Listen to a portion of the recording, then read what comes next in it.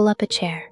If this is your first time joining me at this table, go ahead and hit subscribe before we start, because I've got a lot more of these for you. Tonight's story is about a woman named Elena Whitmore and a letter that arrived 7 years too late to change anything, and exactly on time to change everything. The letter came from a law office Elena didn't recognize, the kind of envelope that usually means paperwork and nothing more. It was about the final closing of a small trust that had belonged to her late sister, Josephine.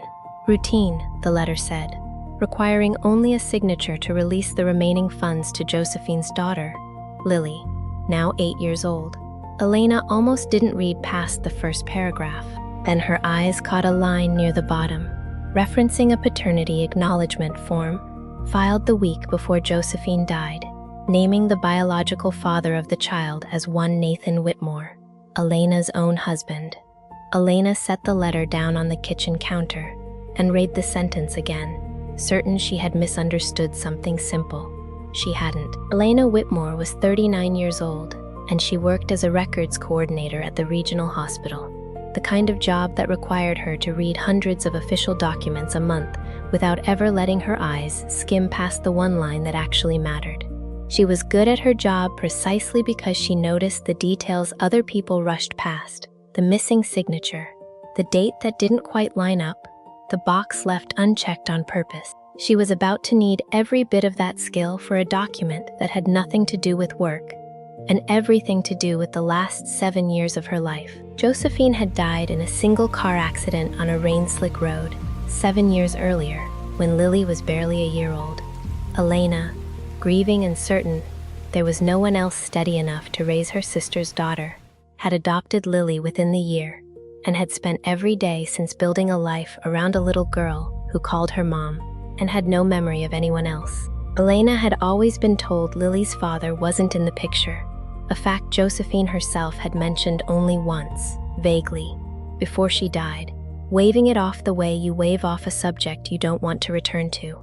Elena had married Nathan 2 years after the adoption was finalized, at a small courthouse ceremony with Lily in a borrowed dress, and he had folded into Lily's life so naturally, so warmly, reading her bedtime stories and learning to braid her hair for school, that Elena had never once imagined he had already been in that life, quietly, from the very beginning, long before Elena herself arrived in it.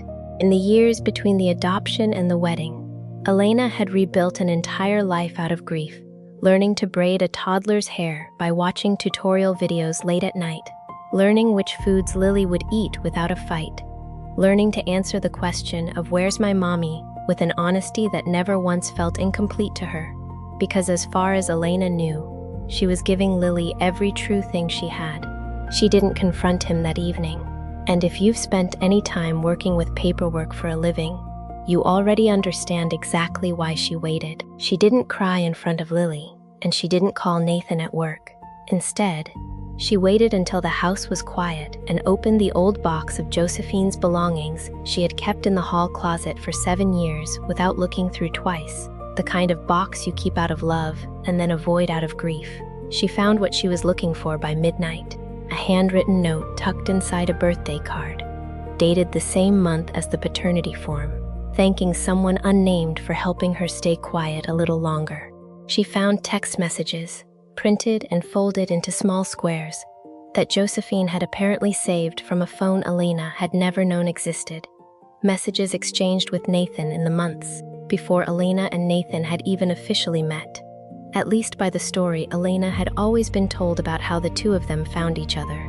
She pulled the hospital records from Lily's birth, which she had partial access to through her own job, and matched the delivery date against a business trip Nathan had once mentioned taking years ago, in a city 3 hours from where Josephine had been living at the time.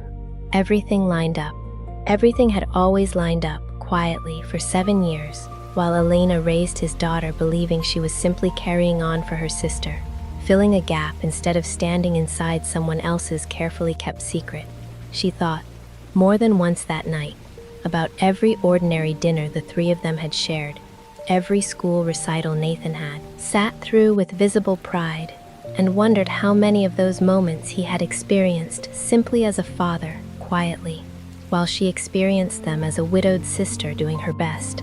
She didn't confront him for another 2 weeks, not because she needed more proof, but because she needed to decide what kind of conversation she actually wanted to have, and with what kind of proof already sitting in front of him, so he couldn't talk his way around any of it the way he had clearly talked his way around it for 7 years already. She finally sat him down at the same kitchen table where the letter had arrived, Lily already asleep upstairs, the paternity form and the printed messages laid out between them like evidence in a case Elena had built without him ever noticing anything was wrong. Nathan's face went through the same several stages Elena had watched 100 times in other people's medical consent forms, confusion sliding slowly into recognition, and then into something that looked almost like relief, as if part of him had been waiting 7 years for this exact conversation.